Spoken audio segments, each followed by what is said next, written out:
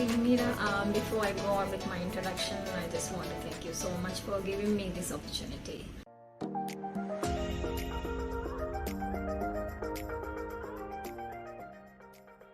My name is Sadhufa and I'm Mishka's mom. I used to work as a teacher. Previously I was working as a primary teacher before I did my degree, and then I actually continued as a secondary teacher, as an English teacher. When I started my journey with Mishka, I was actually a secondary teacher working in a government school. Actually, Nimeera, the reason why I wanted to share my experience here, especially with you, is I think a lot of parents actually give up halfway through the journey, halfway through the whole process. So I think this is the best way to educate other parents who are actually going through the same difficulties, and some parents going through much worse than me, to not to give up and to continue with the journey no matter how long it takes, because it took a long time for me too. So I think that's the reason why I want to share my journey with you. Plus I actually want to share how difficult it was, and it still is difficult, because at some point people stop believing that Mishka went through this journey. So I really do want to educate people about her journey and how far we have come. So maybe that's the reason why.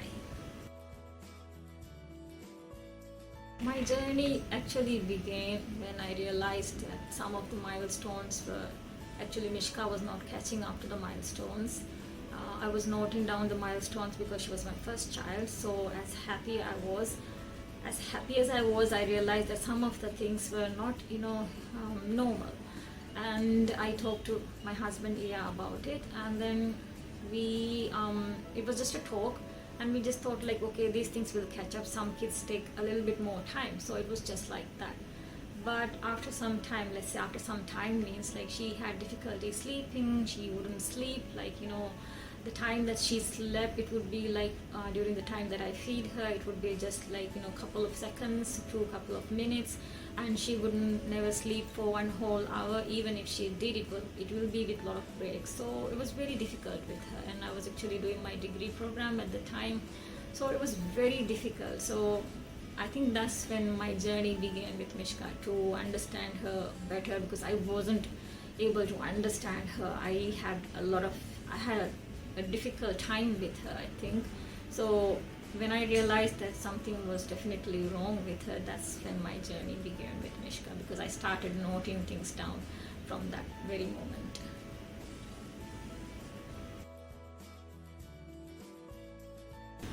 I don't think a lot of people actually know about the whole journey of Mishka.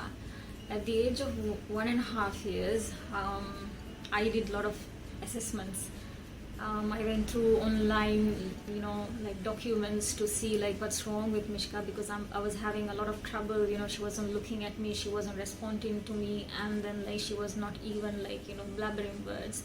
At 1.5 years old, I think you would expect a child to blabber or even speak their first word, but Mishka was not doing any of those things. So I did assessments online, because I was actually showing a lot of pediatricians, but at the time nobody was actually listening very well, and they were saying that nothing was wrong with the baby and nothing is absolutely wrong. It was something that in my mind, but I went with complaints because she was screaming, and she was throwing tantrums, and then there was a lot of mood swing, and then I didn't know what to do, because I wasn't getting the help, from the professionals as well. I wasn't getting the help. So at 1.5 years old, I actually went and showed a speech therapist in Maldives, thinking that it was her speech problem. I didn't tell anyone at home.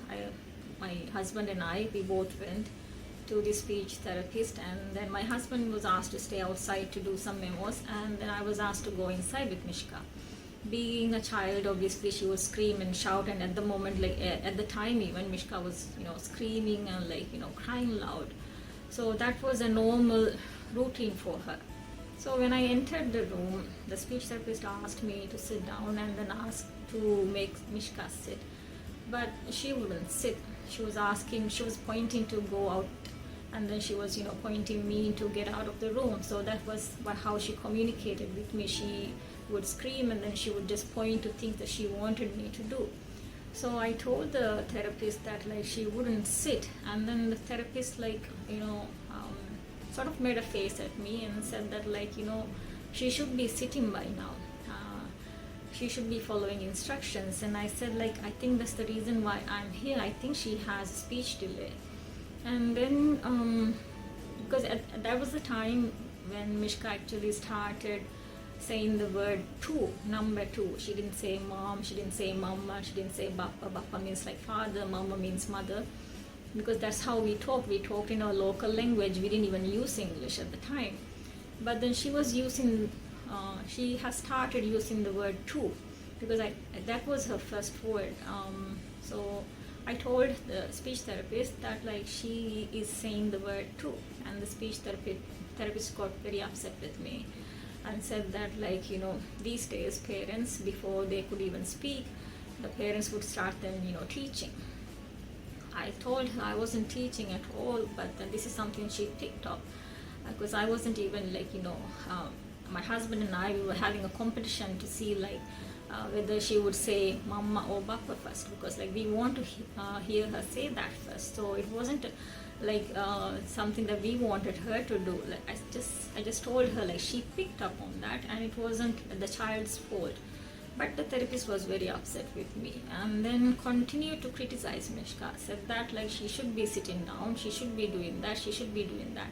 So I was very upset. I was a young parent. I was very upset because the doctor was very upset with me. So I didn't know what to do. She wasn't saying anything nice to me, and she was like glaring at Mishka, staring at Mishka, like I could see daggers thrown from her eyes. So it was very troubling for me. And then finally she said, in the way she said like so if she can say the number two, she would speak someday. But more than that, she has a behavioral issue. She showed her to a psychologist. So she was just 1.5 years old. So I was like I didn't know what to do. So all these things happened just within 15 minutes, not even 15 minutes. So when Nia came with the memo slip, I was already out of the room, and I was crying, and I was crying in the car as well. I couldn't even speak to him.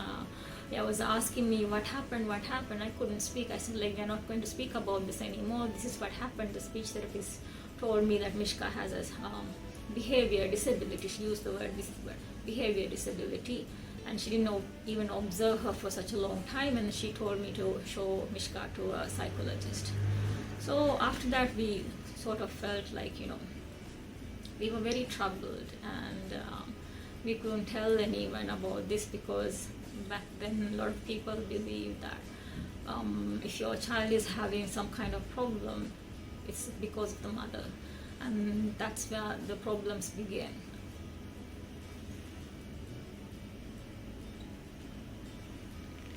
Because I was working as a teacher, people assumed that like I wasn't giving enough attention to my child, and that was the reason why Mishka was not talking. Mishka was like misbehaving, as you call.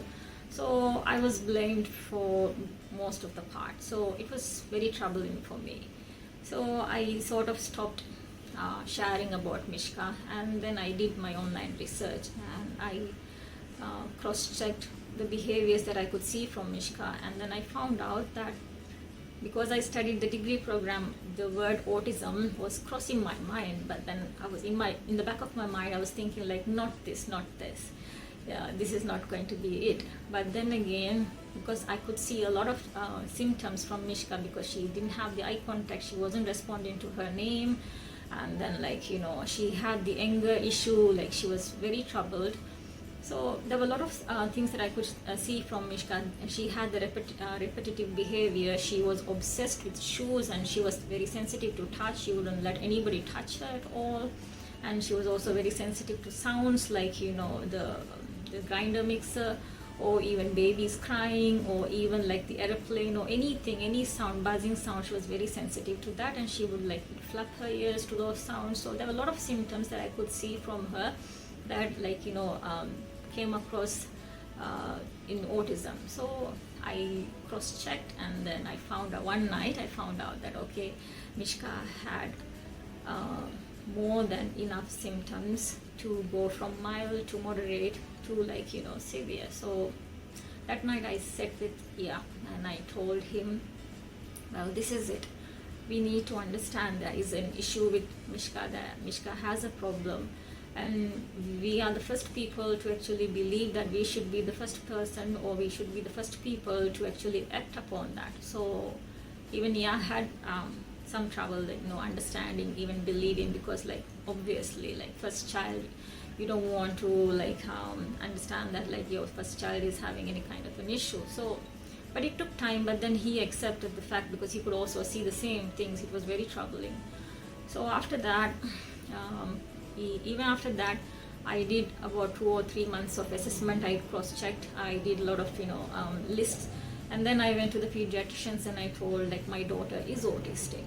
But before that, I was actually showing to different pediatricians, and I was asking for help to identify the problem. None of the pediatricians could identify the problem. But after I identified for myself, I went to the pediatrician and I told the pediatrician, my daughter is autistic. I think my daughter is autistic.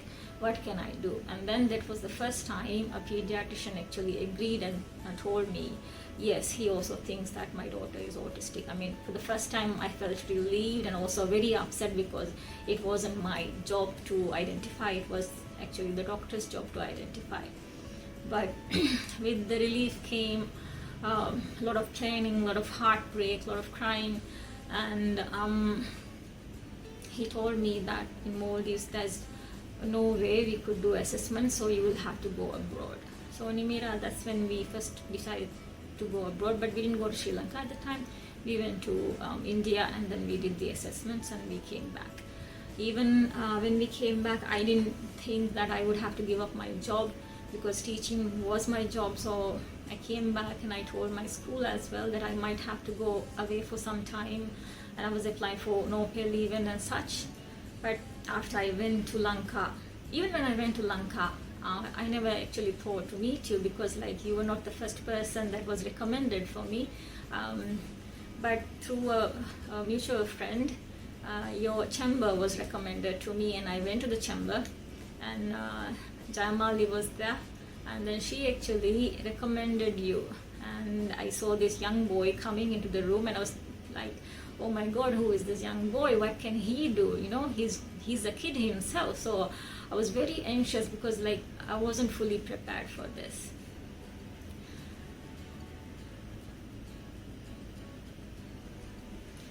Well, the first day at therapy, I had no idea what I was going to face, because in Maldives I actually went to a couple of speech therapists, and I didn't have very positive results, because 3 to 4 sessions I was just sitting there doing nothing. I was just looking at them, just asking Mishka some questions in which she wasn't responding. She would either be on the ground, rolling all over the place.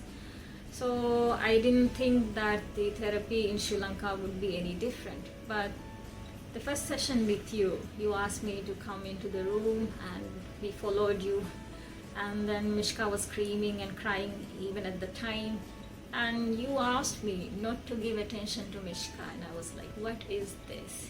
How can I not give attention to Mishka? Why is he asking me not to give attention to Mishka? Because Mishka was throwing a tantrum, and then she was cleaning, mopping the whole floor over there. But even then you asked me, just come and sit with me. We are going to just, go through some questionnaires, and you are going to help me fill this questionnaire. And then I sat with you, and even through the loud screaming, your voice was even louder, and then you were actually calling Mishka's name every now and then. And then I realized, okay, you were louder.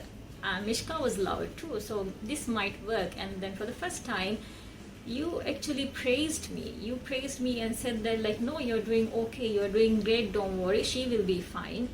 So for the first time, someone praised me. So I felt good at that moment, and then I realized, okay, I thought okay, I would continue with this young boy, this young man. So that was my first day. Mishka made a lot of progress with you, Nimeera, because I think Ia stayed with me for I think 2 weeks, and then he left me there with Mishka, and then it was just me with Mishka in the therapy. But I think into the second week, I realized Mishka was actually giving you some sort of an attention, like a split second eye contact she was giving you, because every time you asked or every time you called out her name, even though she was screaming, she would just look at you, glance at you, and then continue back on screaming. So I realized that like you were able to make her, or you were able to grab her attention, which I couldn't do it at the time. So, but then there were a lot of difficulties, because I remember like after 1 week's time, there were people from Maldives who would call me and ask me, is she cured now? How is she doing? Is she cured? When can she come back? This is just 4th or 5th day of therapy, and I didn't know what to say, because I really didn't know what to say. I didn't know the answer to like what was being cured, or like what I was doing there. So I knew people were expecting a lot from me, and then they were expecting results, 100% results, right? And then there were also people who told me like, you are actually wasting a lot of your time, you should come back, children go through these phases, and then Mishka would improve no matter what you do in life. So there were people who gave me that as well. So I was actually going through a lot at the time. So fast forward, 2 weeks later, one day after we got off from the three-wheeler, Mishka, let go of my hand, and she walked through the chamber and into the classroom that you had assigned for her.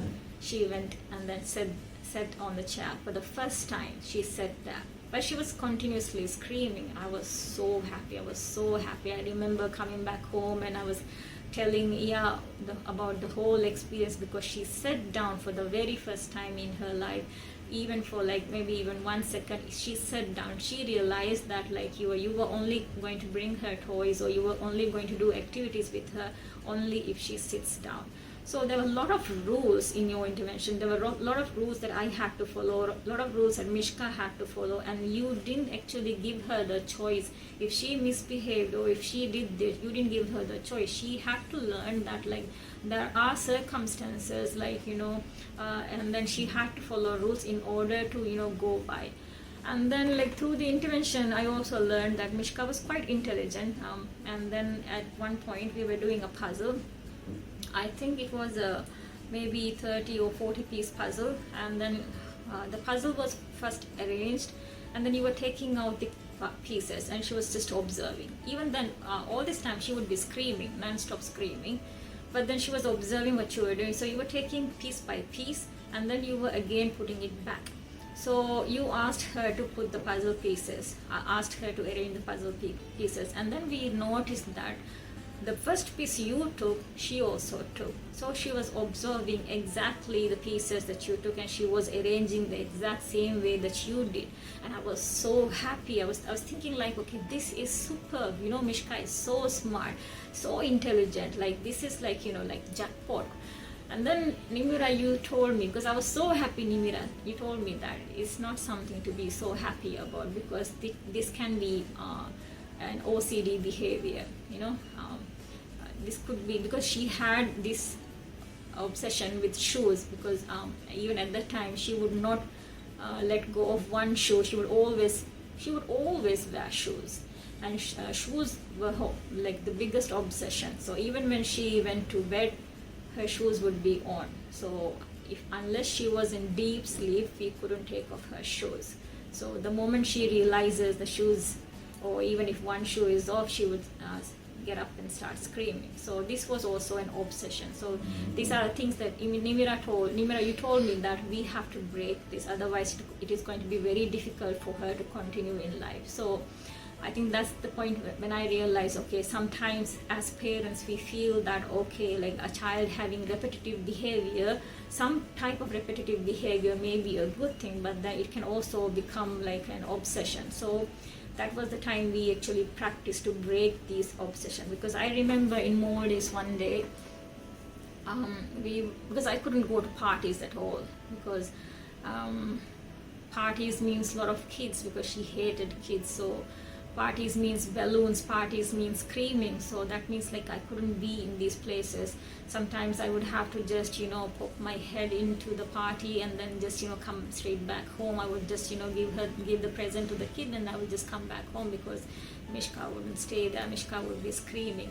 At the time I wasn't wearing the scarf, so like, every time she got upset with me, she would pull my clothes and she would pull my hair.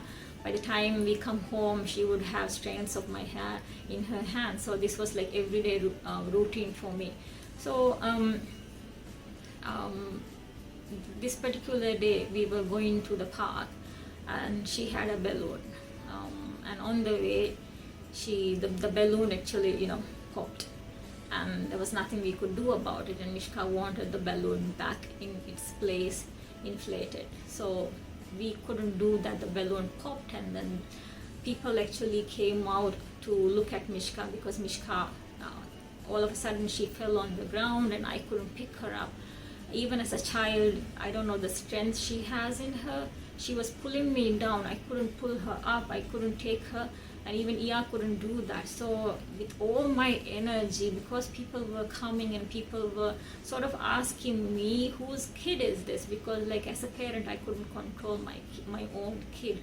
As a parent, I felt like a failure because they, questioning with their stares that I wasn't able to do the parenting job. So it was very difficult because I remember that particular day I just grabbed her like with the force, and at these times I know it would hurt Mishka as well, but then I just grabbed and I ran into the park, and then I sat there and I cried my eyes out, thinking that this is what people think of me. This is what people think, that I cannot control my own child. And then people do ask me, whether people on the road do ask me whether this child belongs to you, whether like you have stolen someone else's child. So this is like a common question people like look at me with.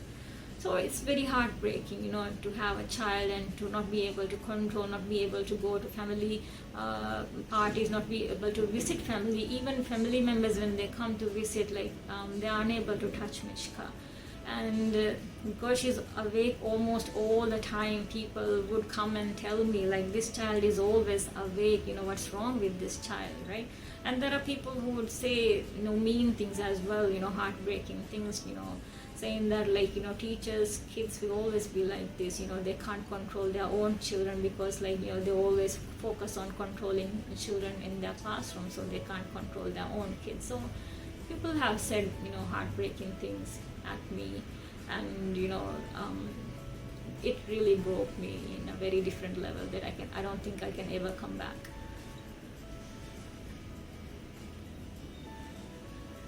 Some days at therapy, Mishka would learn behaviors from Nimeera, because like you like to sing and she loves to listen to you sing. And then there were a lot of happy moments as well, and there were a lot of moments that like we had to like start from the beginning, because like we won't know what happened with her because she wasn't able to tell. So I actually forgot to tell you like how old was she when we went to Sri Lanka. I think she was just 3 years old because we celebrated her birthday, 3 years birthday in Sri Lanka. So at this time, the vocabulary is just random words because she loves to hear about numbers, and she could say colors, different colors, but nothing to communicate. Means like she wouldn't be calling out to me or calling out to her dad or anyone else. So no communication at all. It was just random words. So let's say in like after a month or two, even then the communication was not that. Still it was just like repetition of random words. So Nimeera, you taught me with patience, all this has to come with a lot of patience, because I was also expecting results, because people were expecting results from me. People were calling me to see like whether I had the results which I didn't have. So it was very difficult. So Nimeera, you were actually there to tell me that, to understand that this is a huge procedure that I'm going to go through, and it may take time. And it took time. It took a very long time because it was a very tiring. I remember like coming home, because to go to therapy it takes about half an hour, and to come back another half an hour. So during the time, even the traveling time, I used to reflect back on what we did at the therapy, and I used to come back home and I would try to do exactly the same thing, which wasn't a good thing, because I remember buying almost the same toy that you had at therapy. And then Nimeera, you asked me one day, because it wasn't working at all, because at one point like she was so upset, Mishka was very upset, and she wasn't interested at all in playing. And Nimeera, you asked me if I was doing exactly the same thing at home. And I told, like, I bought a lot of toys, the similar toys, and then I'm doing exactly the same thing. And Nimeera, you said like it's a good thing, but then not to do exactly the same thing, because she has to learn to, to look forward to the activities. So you told me the importance of a blank space. You told me the importance of not having toys around. You told me importance of her to, understanding the, what is, being patient, or asking for it, or being polite. All these things you taught me, that she has to learn these things in order to even ask for toys, in order to even to do anything in life. So I actually stopped those activities at home. I ask you about how to go about with the activities at home. So I did every other day. Like if you did coloring activity, I would be doing some other activity at home. So we talked about it, so we arranged it, and I was there with you, Nimeera, every single day throughout the therapy. So if she had 2-hour class, I would be in the class with her. So I did all the activities. So Nimeera, you trained me very well, because I knew I would have to come back to Maldives and do the things without you. So Nimeera, you trained me very well. You asked me to observe you, and I observed you with all the activities, and then I made notes, and I actually proceeded with the notes as well. So it was like a it was also a learning experience for me, not only for Mishka. So it was very, very helpful. And then once she was quite calm, and once she was able to sit and do activities for herself, then we actually started to let her go to a school, ABC International School, where I met Sugi auntie. Even during the first session with Sugi ma'am, I remember I was fully prepared, because I went with everything ready, with the crayons and the t-shirt, because Mishka had a difficulty with sense, and then if anything got wet, she would get upset. So on the spot, I would have to change her clothes. So it wasn't just one cloth that I would have to pack for her. I would actually pack 3 to 4 t-shirts and shorts for her, and then the same thing, shoes also. And I would pack crayons, anything that could actually make her calm. So Sugi actually noticed what I was doing as a parent to make my child calm. And then again I noticed, Sugi, you sort of complimented me. Sugi said that Mishka's mom, you're doing a great job. Don't feel sorry, because I kept saying sorry, my child is screaming at the back. So I kept saying sorry for that. So Sugi, you told me not to say sorry, because I was doing a lot. So I felt really happy, because compliments is something that we don't actually hear for parents of special needs. We don't really hear, because we always hear people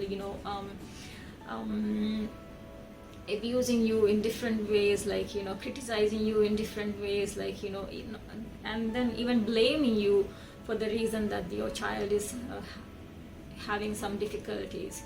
So this is what we actually live every single day. But then to hear compliment, I really felt very happy, and I was very, very glad. So even at ABC school, Nimeera was also doing sessions at school, and he was also doing sessions with me at the therapy. So it would be 2 days at the therapy and 1 day at school, so to see how she was able to cope at school. So even in school, I was there in her classroom, more like another auntie in the class, and the other students will call me auntie as well. So I would actually sit in the classroom, but I wouldn't actually meddle with Mishka's business or anything what she was doing. But I was very scared, because Mishka used to hit other kids, and she would spit at other kids as well. So I was extremely scared, because I'm in another country, a foreign country, and my child beating up another kid won't be a nice thing. So I was extremely scared. But even then, the teachers in that classroom, they were also very comforting. Disney auntie, who was assigned with Mishka, she was a special needs teacher. she was also telling me not to feel sorry. You don't have to feel sorry. Your child is like this. She will learn.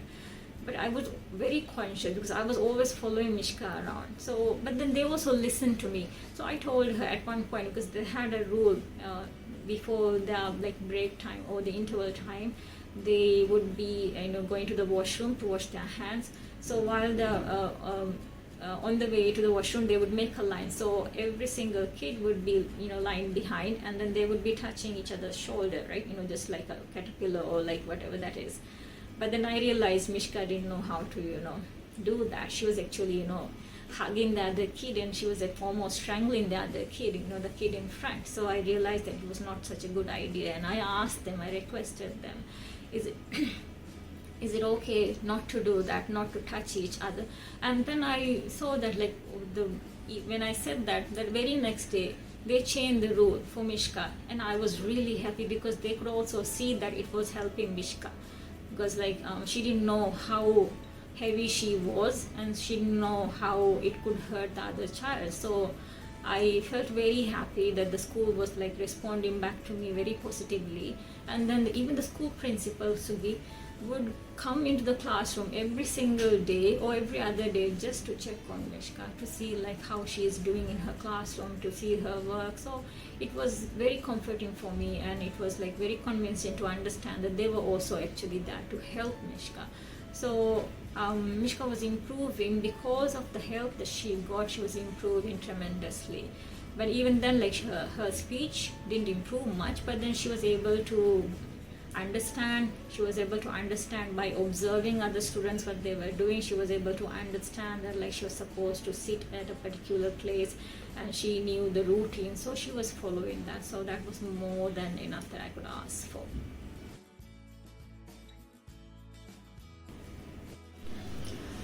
Nimeera, she has made a lot of progress so far, from a child who has gone through a lot of tantrums to a child who couldn't concentrate for even 5 minutes. Now she's able to sit in a class and do activities with her classmates. She's able to make friends, understand what's happening in the social context as well. But then there are times that she's having difficulty in some social context. But then, in those times, she would come for us and then ask for help, or she would get help from one of her peers. So she has come really far in this journey, and she has improved a lot. And mainly this actually happened because of you, Nimeera, because you were there to actually guide me through the whole process, and also you were there to support me and then Iya as well through the whole process. So Mishka has come really far in this journey. Right now she's able to understand English very well. She's able to comprehend Divehi as well, our local language. But then there are times that she's unable to comprehend lengthier levels or high level of Divehi. She's not able to comprehend that very well. She may not be able to do lengthy comprehensions, or maybe critical level thinking questions. She may not be able to do that, but she would try, she would attempt. So that is something that I really appreciate from her, because she would try. And I think that's what the teachers also see, that because she tries in the classroom. The part that they don't see is she tries, but then she is not able to do it, and the rest is coming home, and then we have to sort out how to go about that. So she's able to actually make friends. She loves hanging out with friends. She has a close relationship with peers, and then she's able to understand different situations in life. And especially with my second child, Luyun, it was a bit tough for her. In the initial stage, it was a bit tough for her because when I had Luyun, she was just almost 6 years old. So she didn't actually understand. Like I said before, she hated kids. So she was also at that stage where she couldn't tolerate sounds. So she did have a tough time understanding why kids cry, why babies cry, why they have to, put everything in their mouths. Because Mishka was very peculiar with her toys, with her items, so she wouldn't let other people touch them, and she would always arrange these things in a orderly manner. But then again, with the presence of Luyun, she did understand that there is another human being that may require attention from her parents, and then that may require attention from her as well. So she did undergo through a huge process. She did understand that she's not the only human being in this world, so she did understand the emotions from different people. So I really appreciate what she has gone through.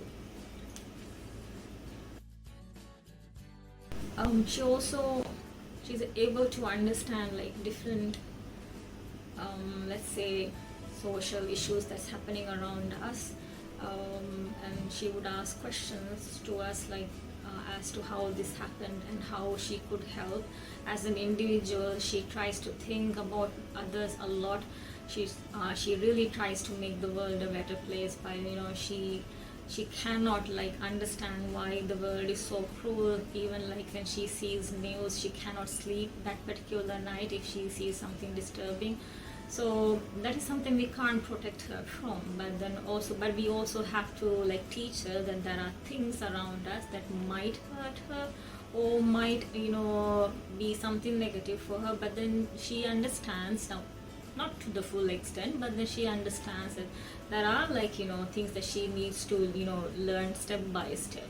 So she's doing that, and we are also doing that. That is another process that we are actually going through at the moment too. She's able to understand how to take care of her sibling.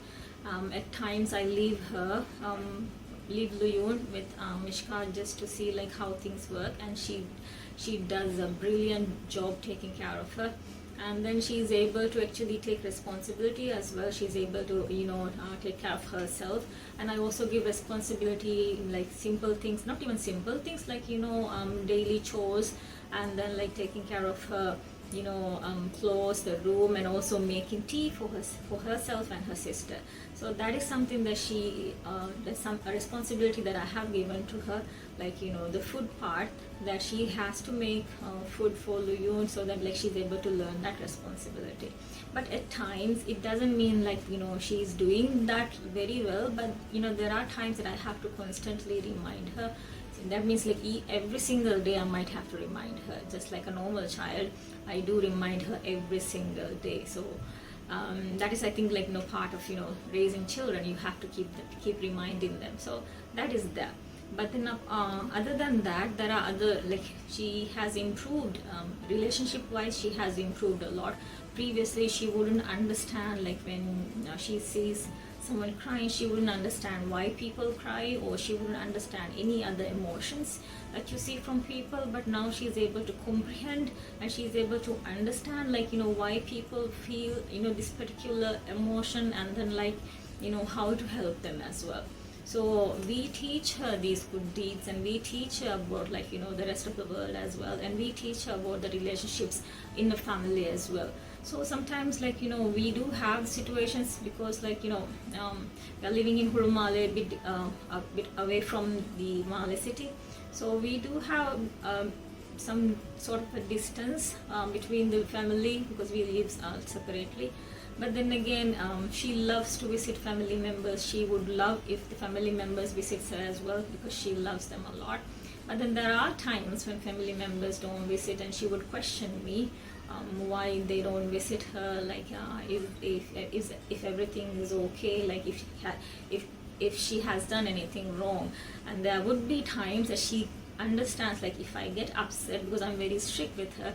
So if I get upset, or if I show emotions that I'm sad, she would question or someone around whether I got upset because of her. So she understands that part as well. So that is also part of life that she needs to learn. So she's doing that. She's doing that very well, and she's able to have a very good bond with her younger sister. She's able to take care of her, like I said before, and she's able to actually they have this sort of a bond that I admire a lot, because I feel that something really good came out of the whole journey, because she's able to provide that love for her sister. The questions that they have for each other, and the patience they have for each other, that is, simply out of the world. But there are times that she cannot tolerate her sister, and there are times that she gets upset with Luyun, and there are times that I feel okay, there's a split second that the anger would go to another level, because we have not seen a tantrum in such a long time. So, but we are always careful about that. We keep a constant reminder that like Loyun is, your younger sister, you have to do these things for her, and she would also do the same thing for Mishka. And luckily, Loyun is also the most joyful, most loving sister like Mishka could ever have, because she would check on Mishka a lot. I think that's how that's the reason why she's able to understand relationships more than ever. Because of Loyun, she's able to understand like the need for help, even to ask everything. So she has progressed a lot, and we are quite happy with the progress. And then we are quite happy that we actually took the decision to to quit work and to go to Sri Lanka, and then to do this intervention program with you. We are all really glad that we made that choice. There were a lot of challenges actually.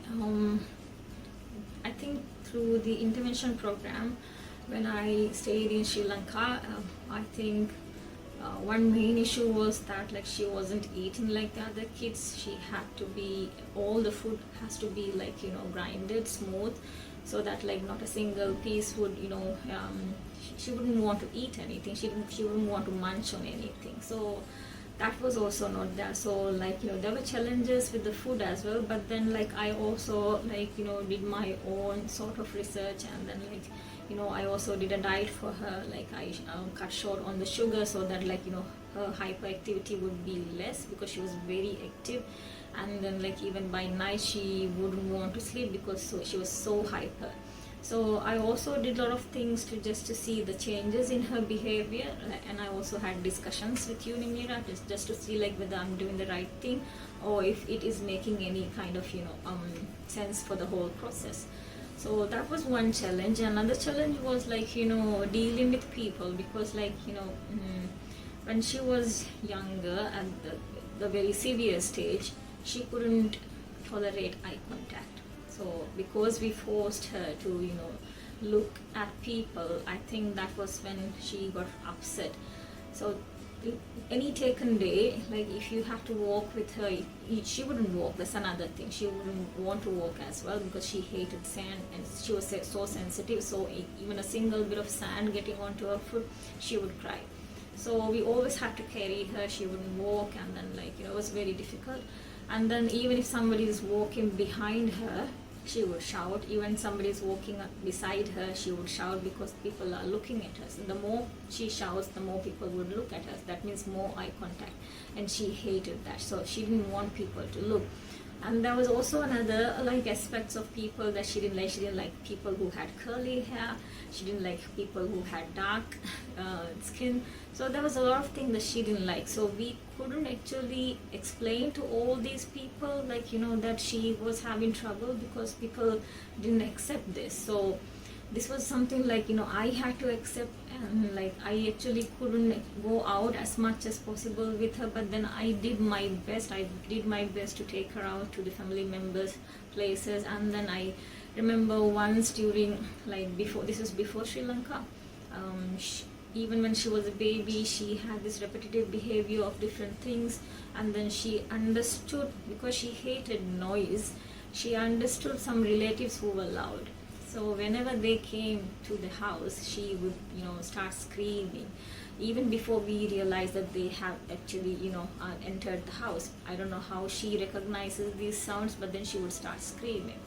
So like she would hate to go to these places which are loud. And I think I have traveled in one particular taxi a couple of times, because I didn't realize that. So every time we go to a particular house, she would start screaming, and then she wouldn't want to go in. And then like I had gone in, I have come back in the same taxi back home again. So one day this taxi driver tells me, like in the way he tells me, like dear, I think you should stop this. You should stop going to this house, because obviously your child doesn't like it. I know the child is very small, but then if your child doesn't like it, you should stop doing this. The child is quite unhappy. So I realized, like, people are also able to understand that she was having difficulty because I couldn't control this little kid on my lap, like, so it, that was also another challenge, because like people didn't understand. So people expected me to be there, people expected her to be obedient, people expected her to not to make any sound. So there were a lot of expectations. Like at the same time, there were people who were expecting, like, once they realized that she was a kid with special needs, they also said things like, she's a kid with special needs, so why do you have so much of rules? Like, if she won't understand. But then again, without the rules, Mishka wouldn't be the person she is right now. Because of the rules, she's able to understand that, like, not to jump off, not to hit people, not to speed, not to scream, because of these rules, because we practiced and practiced and practiced, and it took a very long time. This didn't happen like in a year or two, this happened in like years. To be this Mishka, it took a long time. So the challenges, the main challenge was people, telling people that I cannot accept that, telling people that, like, they should not, treat me differently, or they should not treat her differently. They should also understand that she has to have a normal life. So the main challenge was, like, people around me, people who were, like, very negative, people who were just mostly, let's say, family, relatives, the close people who you think that would understand the situation more, hearing words like, that would, I heard a lot of things that actually broke my heart, and then I heard a lot of things that I could seriously never, go back to. I don't want to. It was really painful. So that was like the main challenge. Apart from that, during the time in Sri Lanka, because like she had trouble with people and queues, she couldn't stay in a queue. So shopping was very difficult, because every time we go to a shop, like if I have to stay in a queue, she would actually pull people out from the queue, or she would scream so that, like, we couldn't stay in a queue. So shopping was quite difficult. But then again, like Nimeera, you told me, like, you have to ignore these behaviors. You have to teach her that, like, this is not acceptable. So in Maldives, I couldn't have done that. But in Sri Lanka, with the help of people around me, I was able to do that. I was able to teach. I was able to ignore. You asked me just once, ignore the fact that, like, she's shouting, and continue with my daily, like, shopping. It was a very difficult decision. I was thinking, like, people would think me as a bad mother. I should tend to a crying child. I should pick the crying child. But then you taught me exactly the opposite. I should not be doing that. The more I actually attended her cries, the more she realizes that, like, she realized that, like, I will be doing that every single time she cried or she threw a tantrum. So bit by bit, even like the house we stayed in Sri Lanka, I talked to the owner of the house, and I told her very clearly, I'm not beating up my kid. I'm actually going through an intervention program, and then with my therapist. So he has actually asked me not to give attention while she's crying, and she might have to cry for maybe a bit longer. So I actually told her very clearly, like, please don't mind me, because we were living downstairs and she was living upstairs. I told, like, it could get noisy at times, and just please bear with me for a couple of days and weeks, because, like, I'm actually doing this program. So even at home, I did the same thing. When she was actually seeking attention, she would start screaming. So I was actually teaching her, instead of screaming, like, tell me something, that, like, just, without screaming, say a word, say something. So the first day it actually began with a glass of juice, because I wanted her to drink orange juice. So I made her juice, and I kept the glass of juice on the table, and I asked her to drink, and she wouldn't, and she wanted to drink from, like, a packet of juice, and I just didn't give it to her. So she cried for almost 1 hour, like, the cries were just, it was a difficult sound to listen to for 1 hour plus. But then finally she gave in, and then she stopped crying, and then she drank. So it was a process like that. So she hated the color yellow. We had to actually implement a lot of things in her life which had yellow. So the plates, clothes, slippers, books and colors with yellow. So we actually did a lot of things like that. Nimeera, you actually taught me that I had to include these things that she wasn't feeling comfortable with, meaning that she's not, we were not threatening her with anything, but then we were actually trying to teach her that this is part of the life, and then she might have to accept it whether she liked it or not. So that was another challenge I faced. And then the hardest challenge I think was like staying away from because the whole journey was not easy. I left job, and then doing it alone without him was very hard. And also to understand that, like, back home, back in Maldives, like, people were not understanding the journey, and they were actually expecting results as soon as possible. They were like, even when they realized like Mishka was having these issues, even at that point they were not very nice towards me. And then, like, they were somehow blaming me even at that point. So it was a very lonely journey. It was a very lonely time. Like I said, it broke me into a whole different level. But apart from that, I think it taught me a lot of lessons. It taught me, like, to be stronger just for Mishka. Mishka actually taught me a lot of things, because I actually realized, like, life because of her, or I had to actually keep part of my life aside and focus just on her. And it was something like a lot of, I think, mothers sometimes have a difficulty, taking that decision whether to give up something for your kids. And I think that was the best decision I took, just taking care of her, just making sure that, like, she was okay, just making sure that, like, she was able to live in a normal life. Overcoming these challenges was a really hard part. I think my family helped me a lot. My mom kept, telling me, I think because she's a very strong woman, and she never gives up. So I think because of that, I also made a pact that I should not give up, because if my mom can be strong, I can be strong too. So I think that's what made me not to give up. And then the constant support from Iya back home, like, he wasn't waiting for results. That's what made it easier. He wasn't waiting for results. He was just waiting eagerly to see Mishka just, have a happy life. We had good moments, like when she smiled, when she laughed, and then, like, that was all we needed. Like, less screams, less screams, more smiles. That means happiness for us.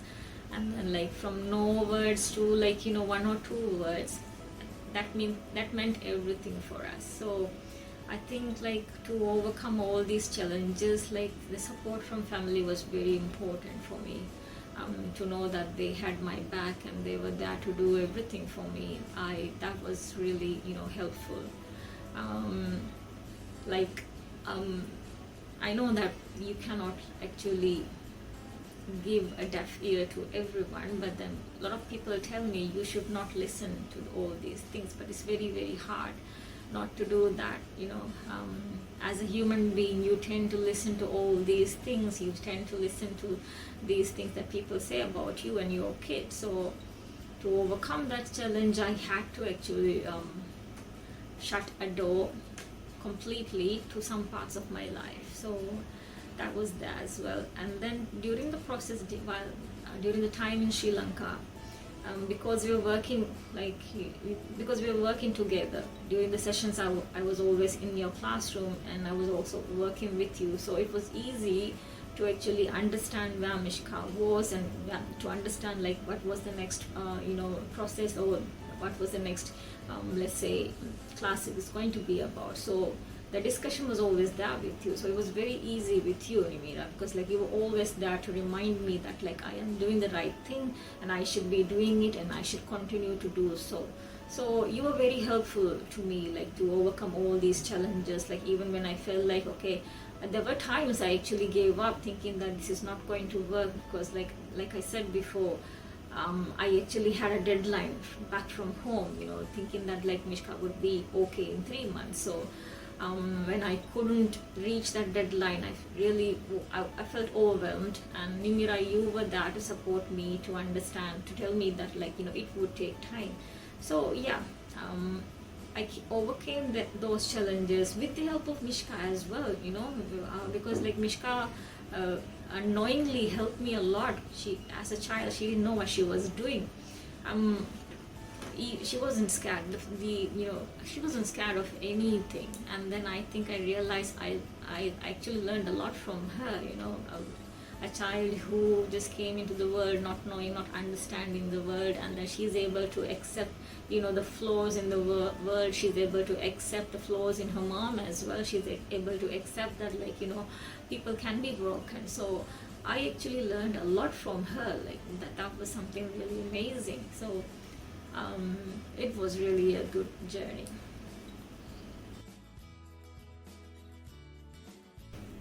After coming back from Sri Lanka, I think I faced a lot of challenges, but mainly the most difficult challenge was actually educating other people about autism. When I actually went to Sri Lanka, not many people knew about autism. I think the only concept people understood about autism was the Temple Grandin movie, or My Name is Han. There was a movie called My Name is Han, and of any like great people who had autism and did great things. So this general autism, or the people didn't know about that. And then like people didn't know that it was like a spectrum, and children could fall into any point. People didn't understand that. So educating people back home, educating the school was very difficult. Obviously, as soon as I come back, people would have a lot of questions, and there were people who actually came just to see like whether Mishka was speaking very well. But then that wasn't the case. Like Mishka was just using phrases, and then she was from time to time she would scream, but then she had the attention span. She was actually improving all that a lot. But then there were people who actually pointed out that nothing much had happened with Mishka. But that was okay, because like people were not educated about that, so they were not aware about it. So after like preschool was quite good for her, even though there were a lot of like difficulties, especially with screaming and shouting, and like other children not wanting to be in the same class with her. Parents who had the difficulty, parents who found out about like Mishka, talk to me. They would call me and ask me about Mishka, and that was really good. And I realized that was like their learning point as well. So, and there were parents who actually came to our house to do play dates with Mishka, so that Mishka could improve her social interactions with other kids. So again, that was also a very good thing for me. But after she finished like preschool, with the help of teachers, I'm seriously like very thankful for the preschool teachers of Mishka at different stages. But after like she joined the primary school, Miss Grade 1 here, it was quite difficult. I submitted all the documents thinking that like the documents would be like sent to the respective teachers, and class teacher and subject teachers being like Divehi teacher, Islam teacher, local teachers would teach the subjects separately. So I really thought that the message would be passed, but then a week into the like teaching, or a week into the semester, I realized that like she was getting homeworks which shouldn't be done, like from Islam, from Divehi, to write paragraphs, to write sentences, to write a lot of things where she couldn't even understand these things. So it was really difficult for me to understand like why the message was not passed. So I actually had to ask the teacher, class teacher as well, to understand that like she didn't know this particular child was autistic. So because she was very obedient, because she was practiced to sit in the classroom. By then she was practiced to sit in the classroom. I was actually practicing that at home at the same time. So she was very obedient in the class. So she would sit in the classroom and then she would just stare or gaze, even though the attention span would go on and off. So then I talked to the subject teachers. I told them this and that, and then like I thought like, okay, then it's fine. Next step is going to be very easy for me. They would tell me what to do, and they would tell me like how to go about this. But months went by, then nothing happened, and then like teachers changed, and the substitute teacher who came didn't know again. So again I had to educate them. So it was very difficult for me to do that, and I don't think as a parent this is the job that the parent has to do. I think as a parent you would think that this is the job that the school would do for the kid, but the school wasn't doing any part of that. And there's something called IEP, individual education plan, where like the parent and the teacher sit together and then develop a plan, so that the difficulty is analyzed by both the parent and the teacher. So the parent can tell them what not to do, or like teachers can also educate the parent about their plan and strategies, and then meet again later. But this individual education plan was not done for Mishka. So I went about, like I talked to the leading teachers at the school as well, but this wasn't done. So grade 1 was a very hectic year for Mishka, because like I was actually trying to fit her into a normal classroom. I was actually practicing asking her, forcing her to do work which she couldn't do. So there were like days that like Mishka couldn't go to sleep, because I was actually making her do the work so that she could go to school and sit in the classroom without being pointed out. So that was a huge mistake that I did, because I thought like I need to fit her into a normal classroom, so that like she would be given the attention. I wanted to make so easy for the teachers, so that their work was like just a little attention for Mishka. So I made it so hard for Mishka to learn. So it was like a torture for Mishka. So, and I would be crying on and off, and my husband would know that, would know that I'm so stressed. And there would be days when he comes home from work that I would be crying to him, telling him that I don't want to send her to school anymore, because I was so stressed that she had to do so much of homework. And then I am sitting with Mishka. She doesn't know what to do with that. She wasn't having any idea about that. So we talked to the school several times, and we also talked to the Ministry of Education, but then it was just, simply there was nobody to take responsibility. And one person would be pointing to the other person, then I would be running to that person, and then it was just, so many loopholes in the system. And then I was also pointed toward these loopholes, and then I was running around, beating around the bush over and over again, just to find a way for Mishka. So the first year was very hectic. The first year was very challenging, and I think I learned a lot, knowing that the rest of the years could be the same. But then obviously I would be also thinking that things would get better for her, but unfortunately things didn't get better. So second grade, the same thing happened. I had to meet individual teachers. School didn't actually pass the message to the individual teachers. Third grade, the same thing. Fourth grade, the same thing. Fifth grade, the same thing. And so in one school she spent 5 years. So for 5 years there was no individual education plan done for her. All they tell me is that she doesn't need, and she doesn't look autistic enough, and she doesn't look like one. So I think this is where our ignorance kicks in.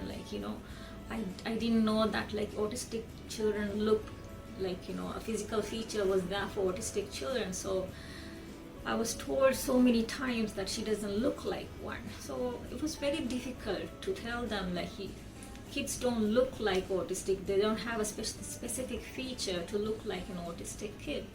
So it was very difficult. Lessons were not made short for her. It was not simplified for her. So every day she came home with homework, a lot of homework, work after work, which I had to sit with her. So it was a huge a chaos at home. After coming home from school, it was chaos. So but then, like, we were actually improving her language, because we were doing language on our own, like, we were developing, because at home we made sure that we talk to her in Divehi. And this was another point, like mentioned to me, actually pointed out to me from school, because like in the 4th grade, I remember one day there was this Islam lesson that she had to do, and then she came home with homework, and then she wanted, obviously she wanted my help. So I went to 3 or 4 questions, and then I realized, okay, Mishka didn't understand the lesson at all.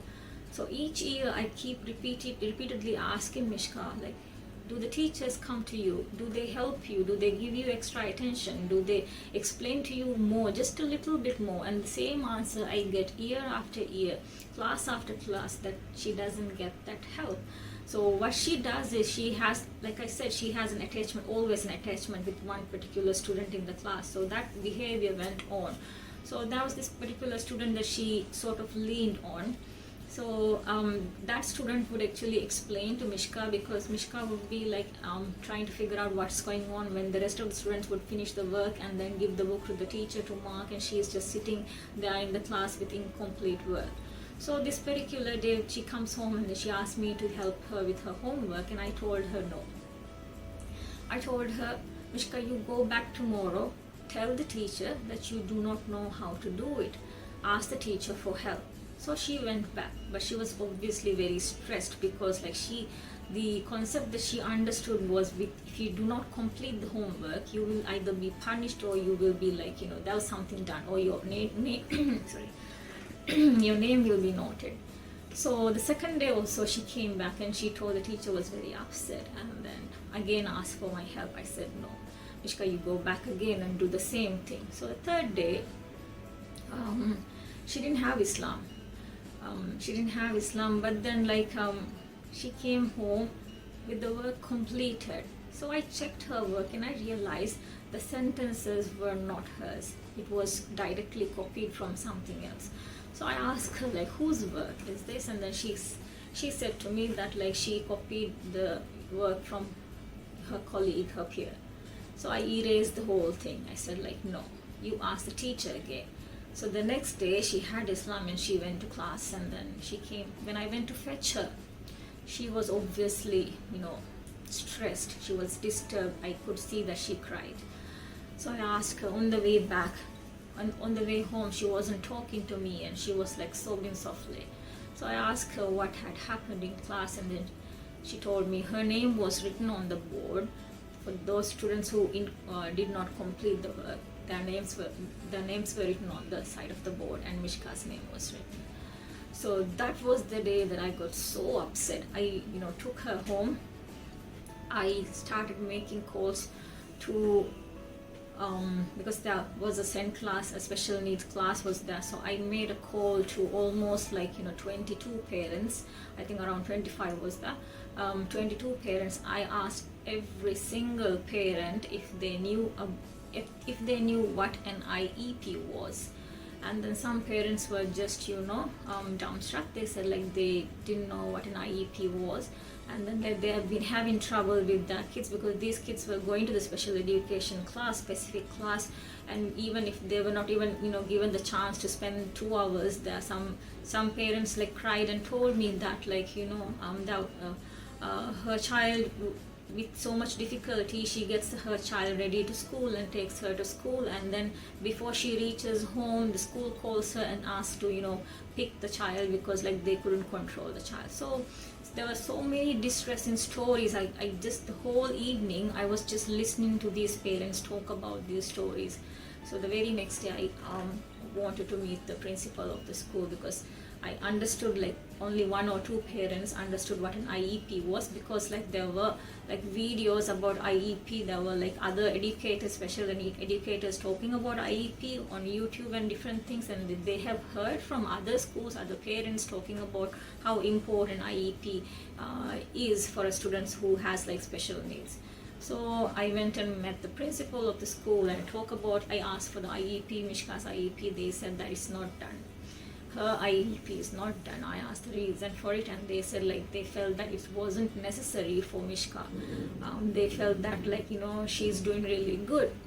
And then like the deputy principal walks in and then tells me that like if you could teach Mishka how to speak in English, why couldn't you teach Mishka how to speak in Divehi? I mean, that was the point I realized, like how ignorant people are. I mean, like, to understand the danger that Mishka was in, to understand the danger that I was actually dealing with, because people, if a school, the heads of the school didn't understand what autism is, like what each individual child, their autism could be different, because it could be really unique.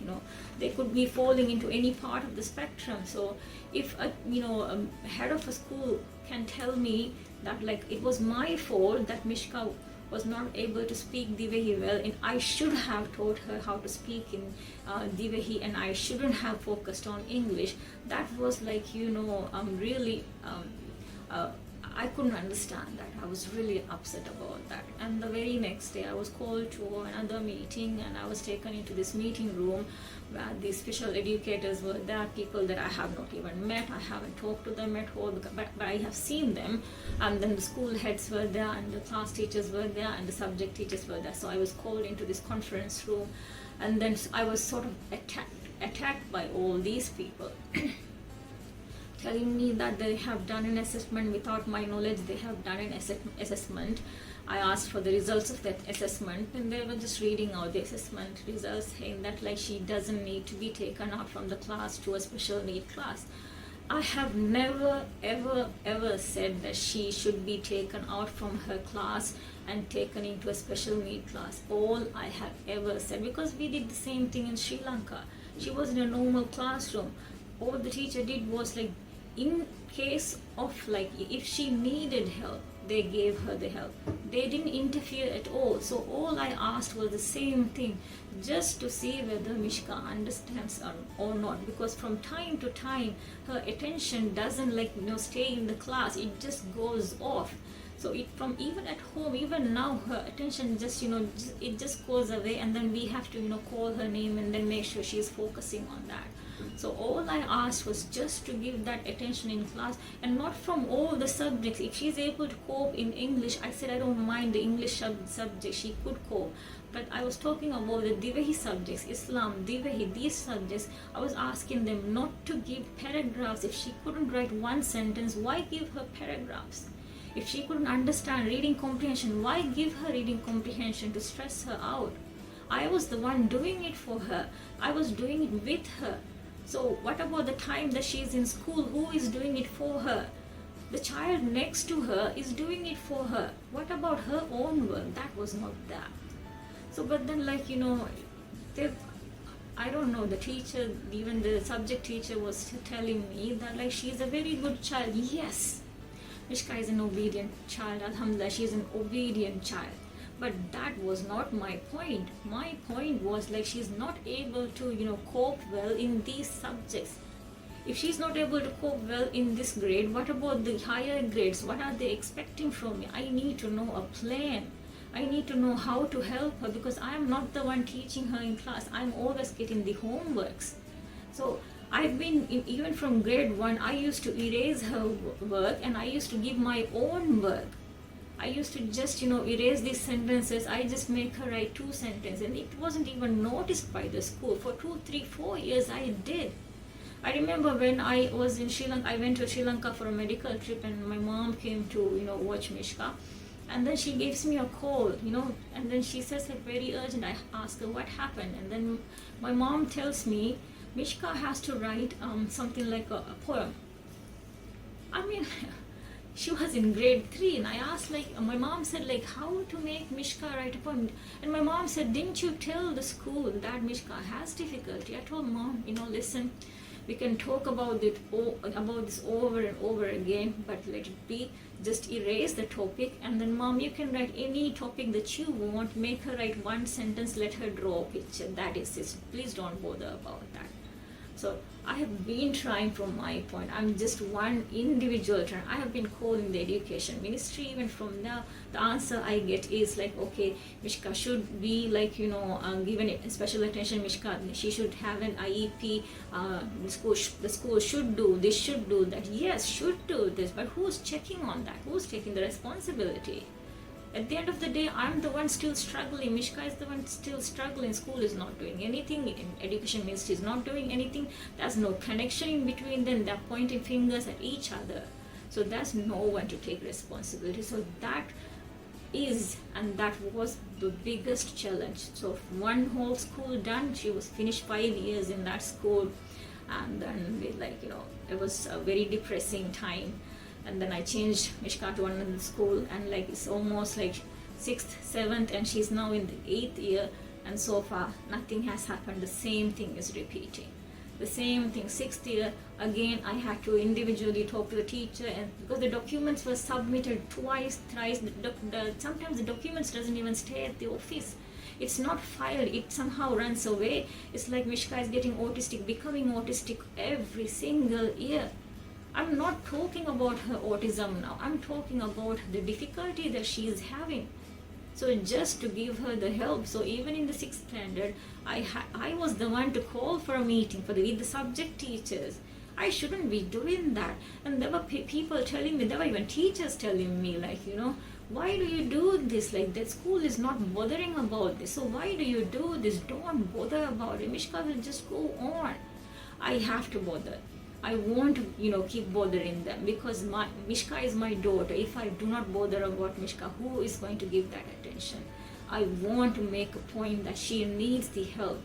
It's not about me, it's about her. It's not about the teachers as well. I just want the help that she needs. I could see from her face, okay, for a very long time I was able to protect her. For a very long time I was able to, at the end of the year, the report card they give, I never ever showed her. I even told, I have told all the teachers not to give the report card to her, to give the report card directly to me, because I don't mind about that. I don't even talk about that. So at the end of the year, we just go for an ice cream or we go for a dinner, we have fun. I don't talk about what's in the report card because it doesn't really matter. What matters is and she goes from grade to grade, I just want her to improve just a little bit in the local language with the help of the teachers. I need to know that I have that assurance from the school as well. I cannot be doing this all on my own because she's sitting in exams and then she's coming back with papers, low marks, and she's getting upset about it. She's not the child that she was before. Obviously, her mentality is also improving. Everything is improving about her. So we have to practice her to a world that she has to sit for an exam, and we have to make sure, and because she understands now. She understands that she's different. She has been asking me questions about why is it so hard for her to understand Divehi. How to explain that. Just imagine how to explain that to your kid, I don't know, I just can't understand how to explain. I've told her in so many different ways. The only thing that I have not used is the word autistic. I've told her she's so special. Sometimes, kids have, different thinking levels, so it's okay not to be able to understand the way. I've told her she's unique. I've told her so many things, but I'm tired of doing that. All I want is that help. 6th year passed, 7th year passed, 8th year passed, and then the funny thing is, for them to lie to my face, it's just like that. Because I keep asking last year itself, I went, not just before the COVID time, the parents meeting, I realized again the teachers didn't know about Mishka because I just waited to see whether the school would take the responsibility of informing individual teachers just to know. Even if the subjects taught in English, she might be distracted with herself. She might daydream. She just goes into that world. So it's just a normal thing to do, just to make sure that she is in the class itself and not in another world. It's all important to tell all the teachers, not just the subject teachers, but all the teachers, there is a specific student in the class who might need help. So just in case, just make sure you can intervene if there was a case like that. So even just before the COVID, there was a parents meeting. I went and met every single teacher of her, and I asked, has the school informed you about Mishka? None of the teachers said that, like, they were informed. And then I went and talked to the head, but then she told me totally a different story. She told me that, like, everything is informed, and then, like, all the teachers would know. Again, I went back to the teacher with the story the head told me. I told, like, the head of the school, the head of the, the grade is telling me that it has been already informed. So what do the teachers do? I don't know. Even the teachers are, like, shocked. They don't know what to do. There's a limit that the teachers can also do. I understand. If they don't know, they won't be able to help. If the school is not implementing these rules, if the school is not, like, telling them, okay, this child needs help, talk to the mother, sit with the mother and see how you can help, then they are unable to do. They're also overwhelmed with work. I know they're in so much of pressure, because I was also a teacher. I know. So the school also needs to educate the teachers that, like, there are kids in the class, you need to help them. So it's still a difficult journey. So far I haven't seen this thing called IEP. And then right now, Mishka is actually struggling in her local language, because this is not like the primary age where, like, marks are not given. This is the age where they are given papers in the classroom, they are given test papers, assessments, and then they are graded. And to score 7 out of 30, to come home and to tell me the marks, she feels so sad. She feels so sad. Some days she is not able to cope well because she scored so less. I've told her marks doesn't matter, but then it matters to her, because she's given that paper in front of the other classmates as well. While all the other students are comparing the marks, how to compare that marks with other students, how to share that, she's so embarrassed. So I also push her, because it's my job as a mother to push her. I cannot tell her, yeah, you're having this difficulty, but all I do is, yes, Mishka, keep trying, whatever you understand, that's how much you are going to do. I am going to support you, we are going to support you. But then that's as much as we can do. I really needed help from school, and it's not, I'm not getting the help at all. I'm not getting the relevant help from the professions. So that is the hardest challenge, Nimeera. That is, like, it's really a breaking point for me. I get very emotional talking about that, because it's a story I keep on talking and talking about, and it's never ending. I don't know what's her future, because she needs help, and I think she would.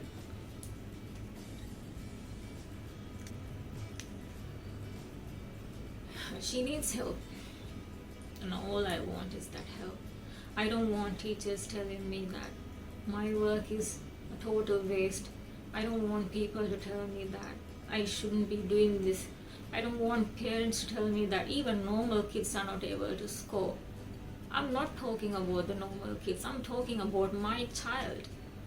If particular parents wanted that child to improve, they would work on that child.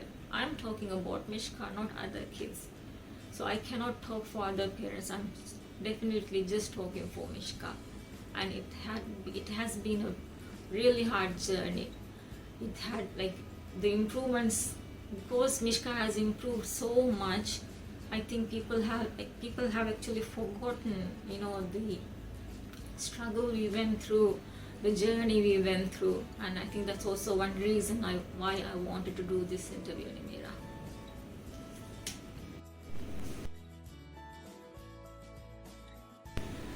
I think my message to other parents who are going through the same difficulties, or who are actually entering this world of raising a child with special needs, my message is not to give up. I know the hardship, I know, like, the criticism you face, but giving up is not an option. And then it really takes time. It really takes, sometimes it's just like taking one step forward and maybe taking 2 steps back, because I did the same thing. Sometimes I would actually joke about that. I would joke saying that I'm doing the Pink Panther walk, and it's really like that. It takes time, and no 2 kids are the same. Some people, after I came back from Sri Lanka after the intervention program, there were a lot of people who came to talk to me, because they wanted that result with their kids, you know.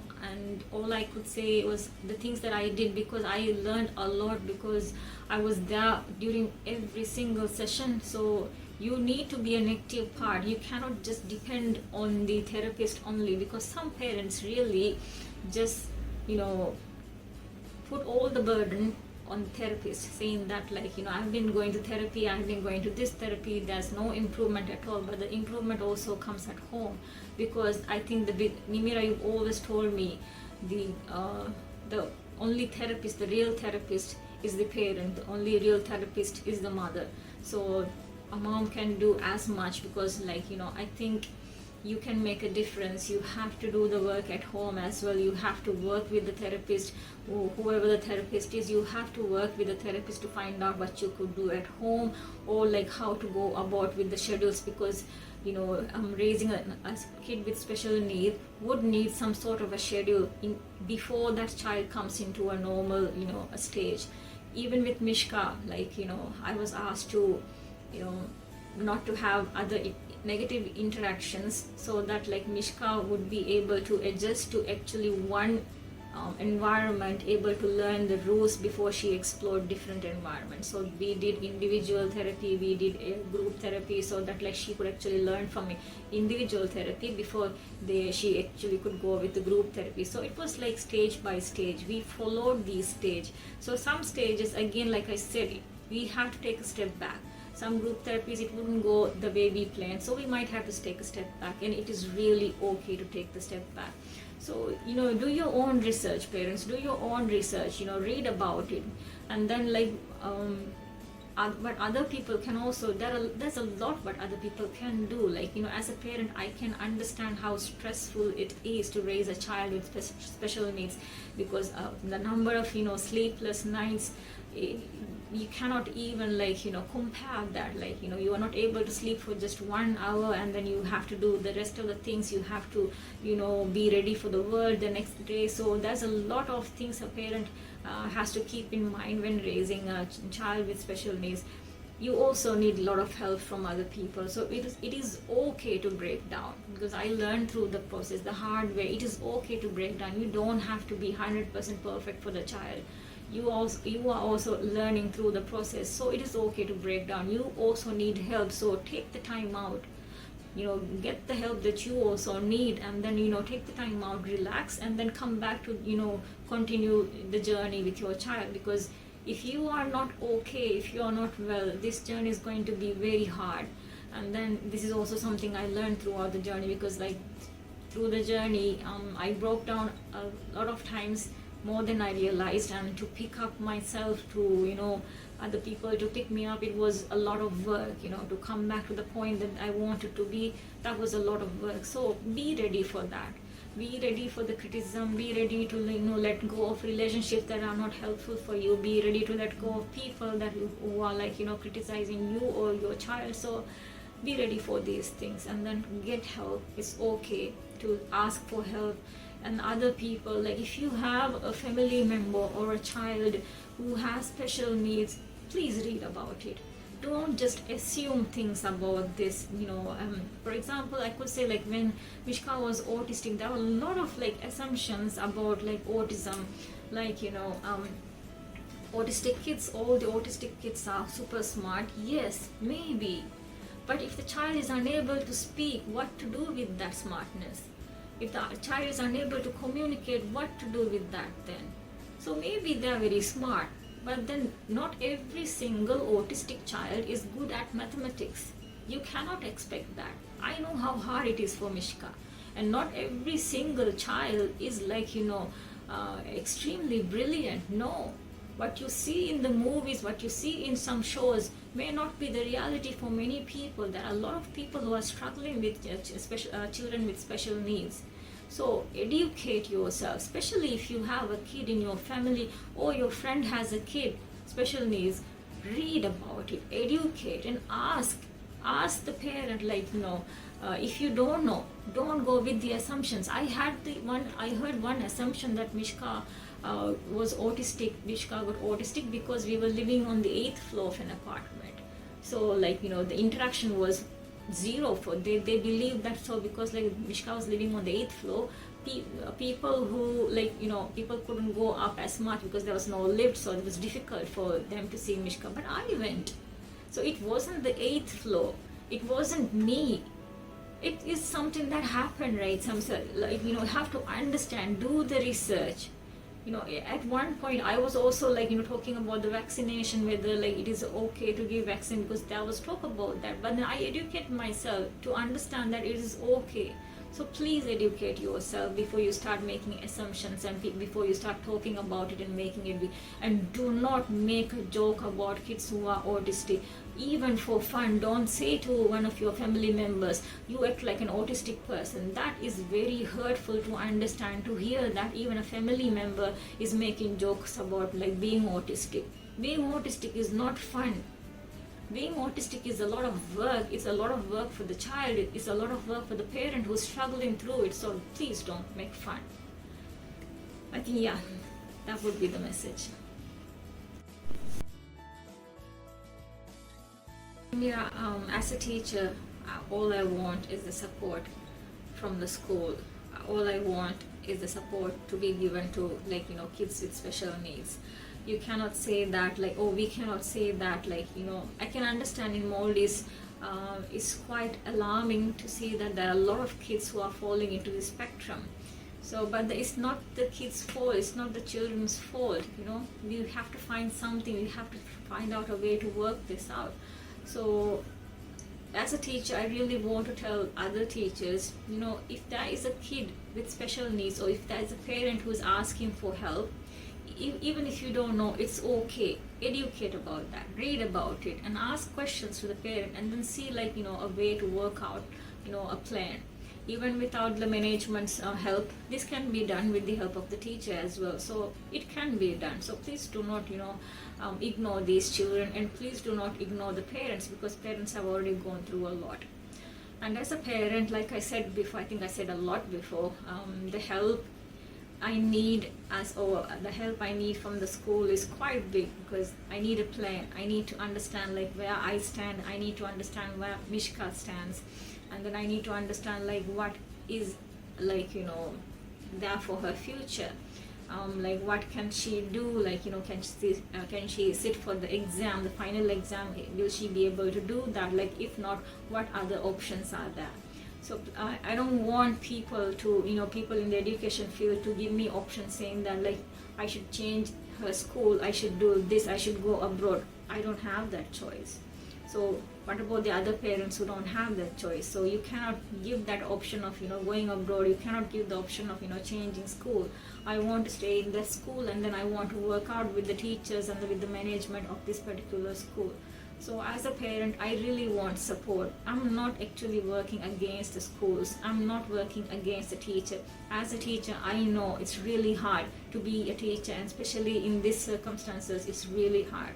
So all I want is their encouragement and their understanding, and then to actually acknowledge that I'm also there to help them. I'm not actually working against them, like I said. So do the same for the rest of the parents, because more than enough I've heard from other parents, the cries, the help that they needed.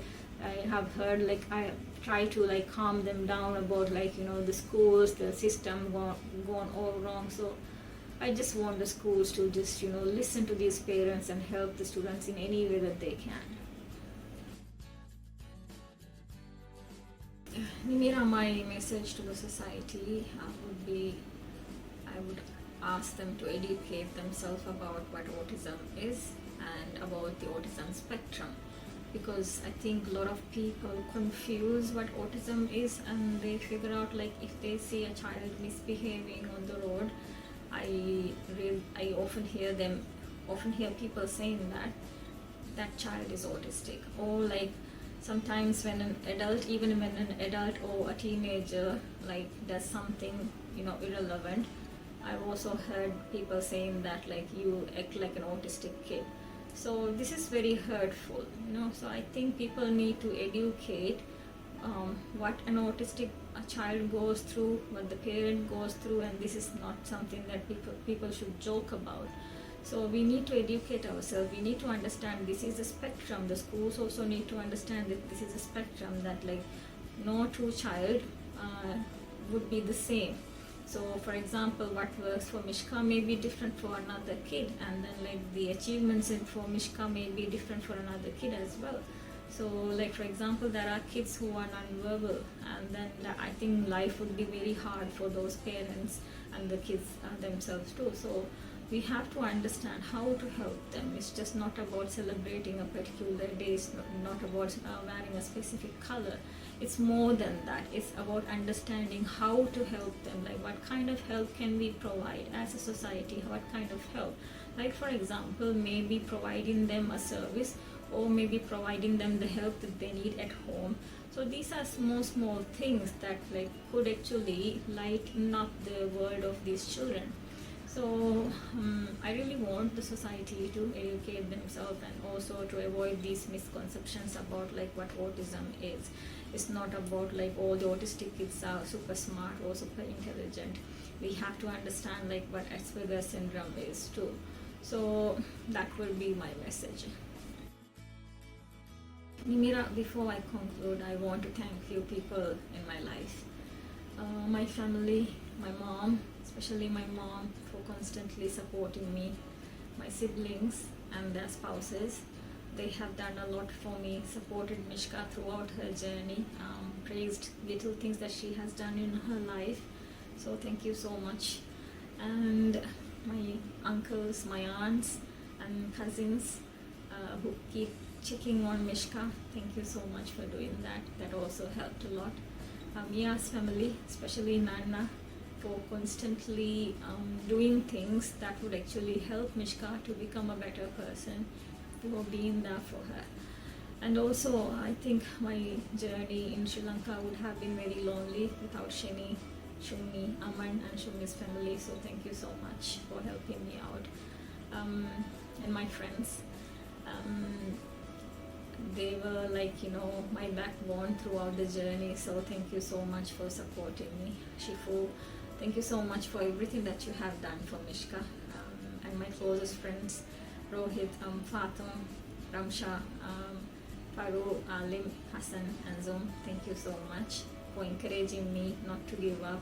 And then also doing things with Mishka, like in different parts of her life. I think like my friends have actually helped Mishka a lot, spending time with her, like, you know, going outings with her. So thank you so much for doing that. And also I want to thank the different parents that I have met throughout Mishka's journey.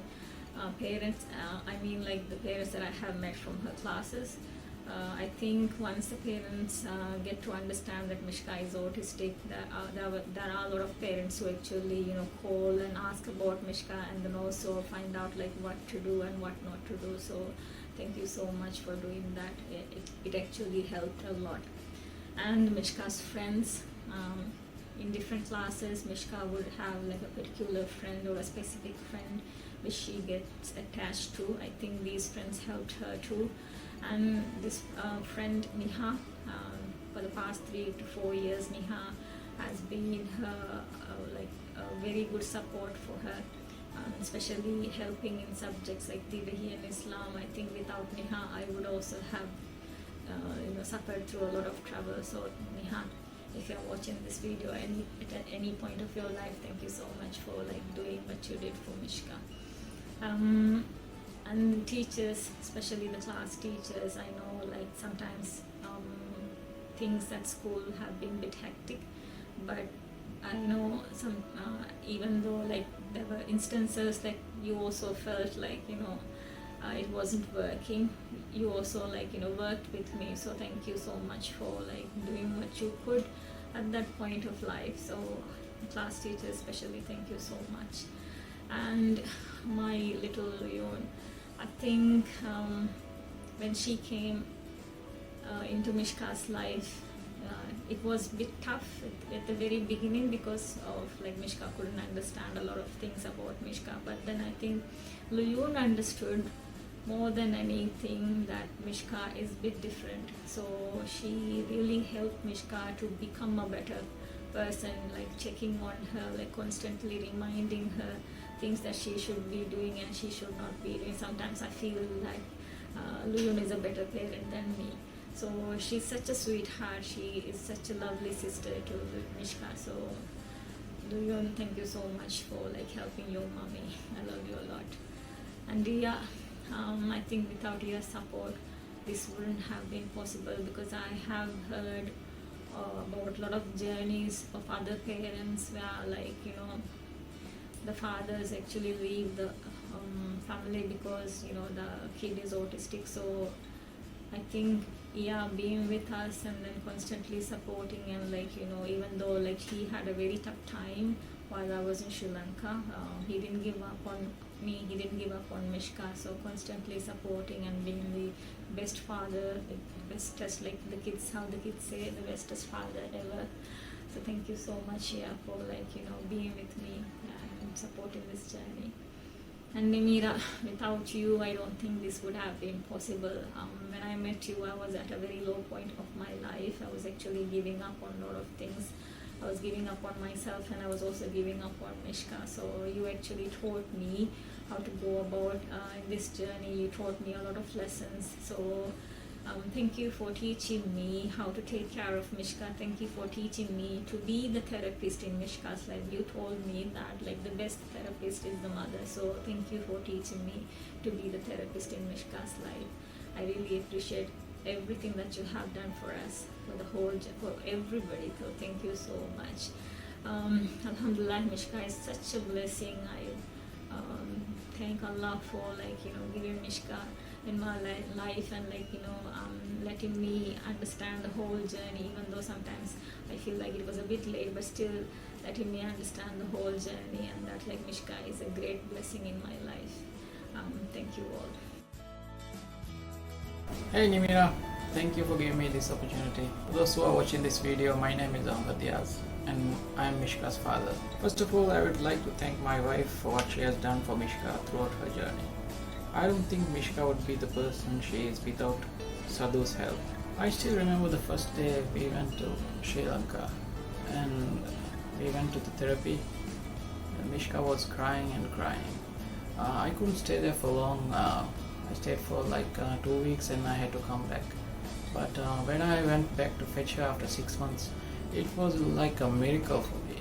She was like sitting and doing her works. It was quite a happy moment for me. And thank you Nimeera for teaching Sadhu all those things and helping Mishka. Without your help, I don't think this would be possible. So thank you Nimeera.